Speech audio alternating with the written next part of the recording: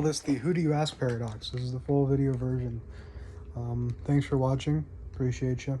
I say that in the beginning, I guess. Anyways,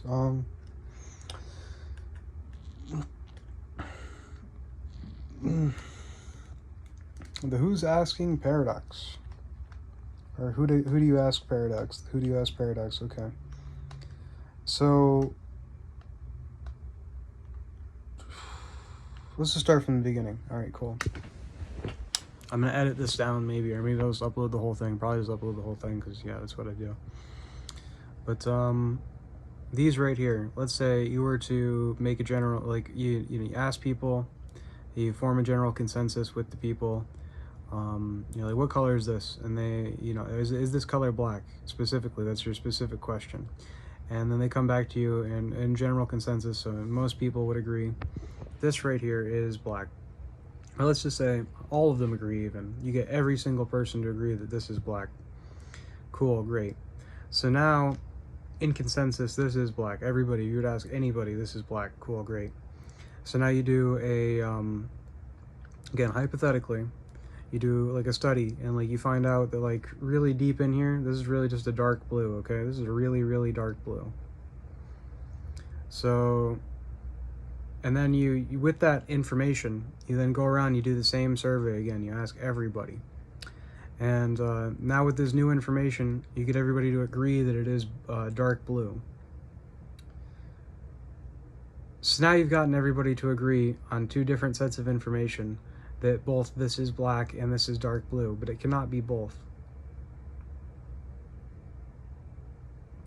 So validating with other people does not help the information, let me explain this better. So what this really applies to is astrophysics, okay? So in astrophysics, don't imagine, it actually is.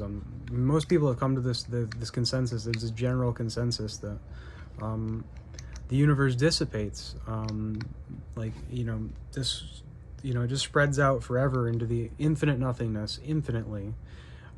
This large amount of matter came from nowhere. It makes no sense, really, but anyways, so they come to this conclusion that it started with a Big Bang and it's going to end with a big freeze, a big expansion.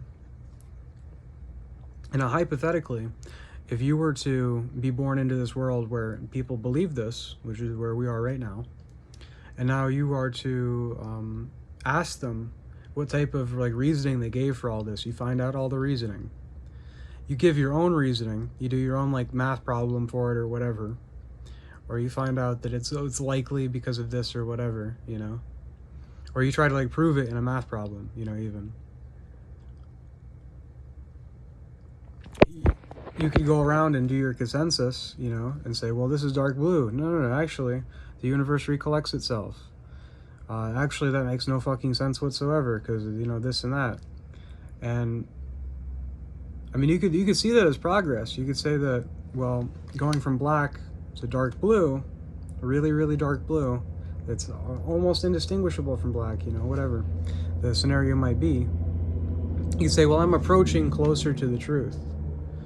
But really what you've realized is that it can be seen as black by everybody given a certain set of information, or it could be seen as dark blue given an entirely different set of information. So your set of information is determining rather people if agree with you or not, the set of information that you're including with the problem. So now let's say you don't include any information with the problem. You don't say, is this black, or I think this is black, here's the reasoning why, which I guess would be a better example. I should have added that into the beginning. Let's pretend I did. So I said, this is black, here's why, this is dark blue, here's why, and they agreed both times. You're not getting closer to the answer. You're getting closer to realizing that there is no answer. Your consensus can only really be a consensus for yourself, your ideas about things, your conclusions, rather, I meant to say. Your conclusions about things can really only be conclusions for yourself. And if you want to validate them using other people, which is like what people do a lot, then you could validate anything any certain way. Like there's no, like, so what if I go and I tell everybody, oh, the universe recollects itself, and here's my reasoning that's better than their reasoning, and you agree with that, and everybody agrees with that. It doesn't make it any more true. It doesn't make me any more right. It doesn't make them any more wrong.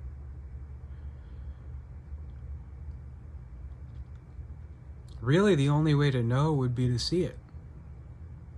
So to see this universe recollect itself or dissipate itself, which is something that none of us will probably see. But now let's take it back to the metaphor here. We could all see this, and we could all determine that this is any color. I mean, it's the same thing as what I'm saying, like the thing that you can't see and the thing that you can see, you know? You can't validate anything. I can't even validate that I'm holding this. I just know that it's more reasonable for me to believe that, given the set of circumstances that I am holding this. And I've decided to believe that. So there is no logic behind it. There's no real good logic to why I believe that I'm holding this item right now, or that I believe that the item is black, or that I believe that the universe will recollect itself. It's just the best thing that I like in my head. There is no logic to it. It is only feeling. So I think, reasonably so, when it comes to validating things, you shouldn't worry about, is this black, is this dark blue? Who's to say, and who cares? You should worry about, provided that I believe this is blue or dark blue, what information, what does this set of information provide to me as a person that benefits my daily life? That benefits me in whatever sense, So if I'm one of these people who just wants to say really quickly and decipher this one from another one, I may as well say that it is black. I may as well refer to it as black. And then if I'm going to it depends on who I'm referring to it as too. If I'm referring to it to somebody who believes that it is black and cannot tell the difference between the fact that this is actually really dark blue and it's not black and it looks really similar to black, I may as well just call it black. I may as well just say, hey, could you hand me those black headphones over there? So it's all about the utility of the information, not necessarily about the accuracy of the information. Like just how, seeing it as dark blue, and I realize that the information they give me with that validates it to me, is that when you look really closely at it, it's actually like a dark blue or whatever the thing is, or like it's actually like a lot of black next to blue. So technically it's black and blue, but you're only perceiving it as black because you can't see it that way. And so now when you look at a microscope and you see that, and you also agree that it is that way based on what you're seeing, because you can see the black and the blue under the microscope. In that world, it would make more sense to then go and call it, a dark blue, or a black and a blue together really close to each other, and you might make that assertion, or that you might distinguish those two things, because it is reasonable for you to distinguish those two things. But if it's not, you may as well not. So information isn't about being correct or having a thing that everybody can agree on, or you can get everybody to agree on, because there's multiple sets of information that you can give to anything that will get everybody to agree on contrasting information. Given the right set of circumstances, or maybe it won't get them to agree, but it'll get enough of them to agree for you to be happy or whatever. I'm going off tangent there. You could say, well, is this and that, yeah. But point is There is no right information, there's only useful information. Was this?